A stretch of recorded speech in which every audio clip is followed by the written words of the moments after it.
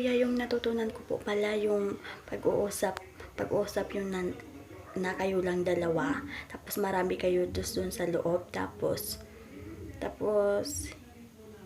na parang may gusto kang sasabihin, tapos ibubulong mo lang sa kasama mo, hindi mo isasabi lahat.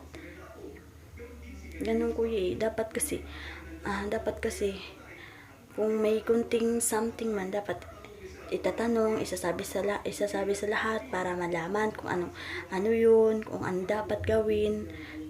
Tapos magpakatotoo kasi, hindi yung pakitang tao lang, magpaplastikan sa harapan. Dapat kung halimbawa sample po, nandidire ka sa isang sa kasamahan mo, tapos may ka-close ka, tapos may ka-close ka, dalawa kayo, kasi doon mo lang isasabi sa kanya, nabulong-bulungan kayo, tapos kung nakaharap na kayo sa isa't isa, plastic lang pala pakita mo.